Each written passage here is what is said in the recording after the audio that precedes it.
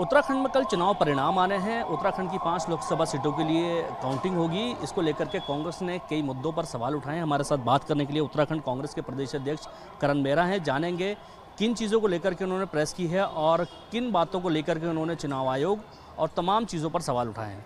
Sir, किस तरह के सवाल हैं अल्मोड़ा को लेकर के, फॉर्म 17 को लेकर के जो आप सवाल उठा रहे हैं, वो क्या मुद्दे हैं? देखिए, अल्मोड़ा में जिलाधिकारी जो जिला निर्वाचन अधिकारी हैं उनके आंकड़ों में और भारतीय चुनाव आयोग के आंकड़ों में 1170 वोटों का डिफरेंस है। और ये कैसे हो सकता है? तो ये हमारे लिए चिंता का विषय पहले एक चिंता बन गई थी कि वोटिंग समाप्त होने के 8 दिन बाद 10 दिन बाद जो है वोट परसेंट बढ़ा दिया गया।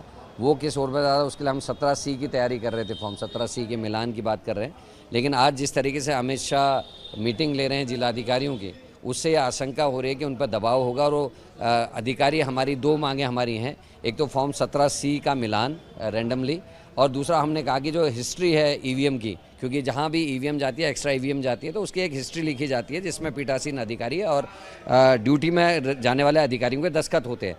हमने कहा कि उसका भी रैंडम, कि हम चाहें, मतलब अगर मैं कहूँ कि 100 हैं, 100 में से आप 90 नंबर बूथ की, 16 नंबर बूथ की, 10 नंबर बूथ की, 5 नंबर बूथ की, सब 5 मशीनें निकाल दीजिए और उसकी हिस्ट्री हमको मिलान करना, 17C मिलान करना है। जिलाधिकारी या जो अधिकारी हैं उसके लिए मानते हैं या नहीं मानते, ये कल तय हो जाएगा। और किस ओर को, किस तरीके से चुनाव आयोग ने काम किया है, किस तरीके से अधिकारियों ने काम किया है, ये भी कल देखने वाली बात होगी।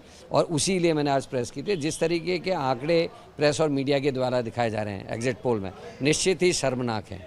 जिस हिमाचल में सीट 4 हैं, वहाँ इलेक्ट्रॉनिक मीडिया जो है बीजेपी को, एनडीए को 6 से 8 सीटें दिखा रहा है। हरियाणा में सीट केवल 10 हैं और एनडीए को वहाँ सीटें जो दिखाई जा रही हैं वो 16 से 18 सीटें दिखाई जा रही हैं। तो ये शर्मनाक है। मीडिया को शर्म भी आनी चाहिए और जो माहौल ख़राब कर रहे हैं उसके लिए भी मीडिया को आने वाले समय में माफ़ी मांगनी चाहिए। लेकिन जिस तरह से माहौल रहा, जो यूट्यूबर्स जो लगातार इस चीज़ को कवरेज कर रहे थे, वो भी तो सवाल उठाने लगे हैं कि राहुल गांधी ने किसी भी मीडिया संस्थान को इंटरव्यू नहीं दिया। उधर प्रधानमंत्री 70 से ज़्यादा इंटरव्यू दे चुके थे। इस दौरान जो जनता के बीच आप मुद्दे लेके गए, वो मुद्दे भी उस तरह से नहीं आए। जिन आप यूट्यूबर्स की बात करें वो वही थे जो एक पक्ष दिखाते हैं। जो असली यूट्यूबर्स हैं, जो असली पत्रकार हैं, जो सीनियर वरिष्ठ पत्रकार हैं, उनकी प्रेस वार्ता कल की देख लीजिए, उनने भी डिबेट की थी। बिल्कुल फ़र्क है। और रही राहुल गांधी की बात, राहुल गांधी तो लगातार प्रेस भी करते रहे, प्रेस से मिलते भी रहे।